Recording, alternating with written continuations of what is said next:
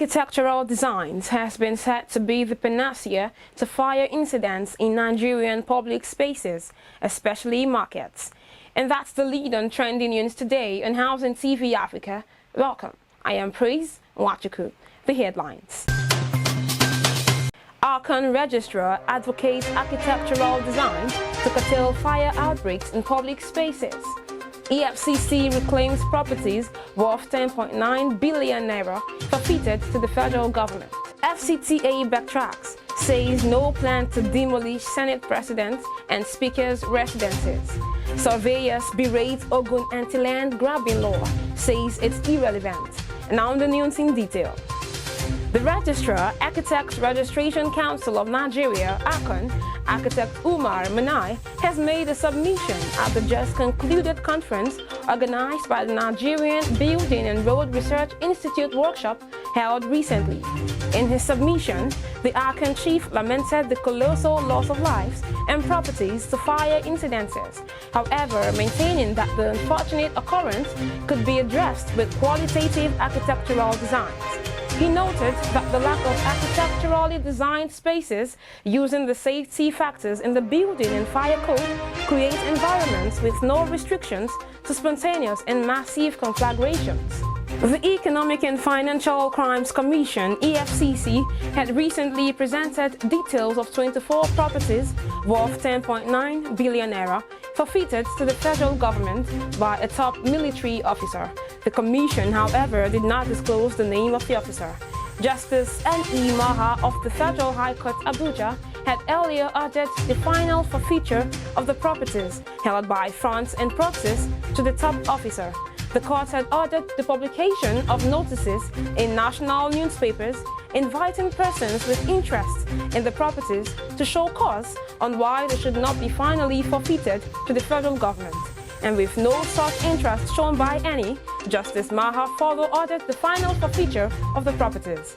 EFCC spokesperson Wilson Ubujaren, in a statement in Abuja, said the properties scattered across Kano, Kaduna, Borno, and Cross River states, comprising land, shopping complex, gas, and fuel stations, cumulatively valued at 10.9 billion naira. Well, let's now take a short break. We will be back in a moment.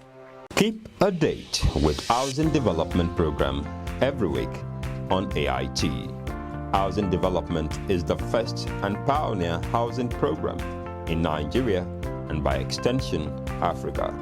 It remains the authentic voice of the Nigerian housing and construction industry. Housing Development is the only credible and specialized platform for seasoned professionals in the build industry, where quality and credible players in the real estate sector meet to interact, showcase, and analyze government policies. It is no doubt that hundreds of thousands of prospective Nigerians who desire to own their personal properties have done so through the assistance of Housing Development Program in the last 10 years. If you are a stakeholder in the build industry, here is where you must be. We are authentic, credible, and supported by all the leading professionals in the build industry. Housing Development on AIT. Welcome back. This is still trending news on Housing TV Africa. The rest of the news. The Federal Capital Territory Administration, FCTA, has recanted its earlier position, planning to demolish the official residences of the Senate President and the Speaker of the House of Representatives. Executive Secretary of the Federal Capital Development Authority, FCDA, Engineer Ahmed Hadi, made the denial recently in Abuja when he appeared before the House of Representatives ad hoc committee investigating Abuja's real estate sector. Coordinator of the Abuja Metropolitan Management Council, AMMC, Umar Shuaibu, had in his presentation to the committee hinted on plans to demolish the building for violating the city's master plan.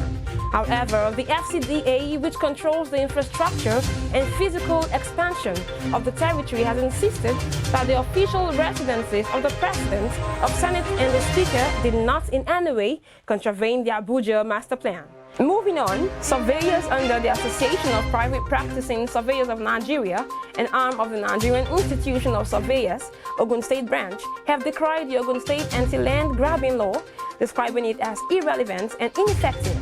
The surveyors say the legislation only allows the law enforcement agencies, especially the police, to extort them. This is against the backdrop of incessant land grabbing, continued attacks, and other crimes being committed against the surveyors, other related professionals, and landowners by land grabbers and illegal land speculators. Speaking at a public lecture organized by the Association on the Anti-Land Grabbing Law of Ogun State, which was promulgated in 2016, Adewale Olufemi, chairman of the association, observed that the abnormalities and ugly trends which the law was expected to address have worsened, even with the existence of the law. Oluwafemi further implored the state judiciary to help compel the implementing of the prohibition of forcible occupying of landed properties. And that's trending news on Housing TV Africa. Now a quick recap of the headlines.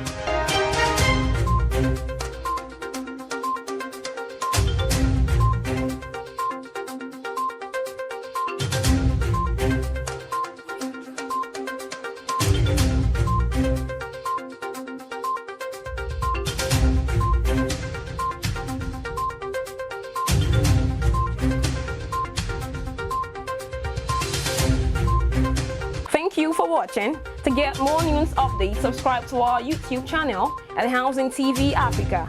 Follow us on all our social media platforms and remember to like our posts. Well, do not forget to watch Housing Development Program Wednesdays on AIT at 9 a.m. and on TVC Saturdays at 10:30 a.m. Thanks again for watching, and until we come your way again, I am Praise Nwachukwu.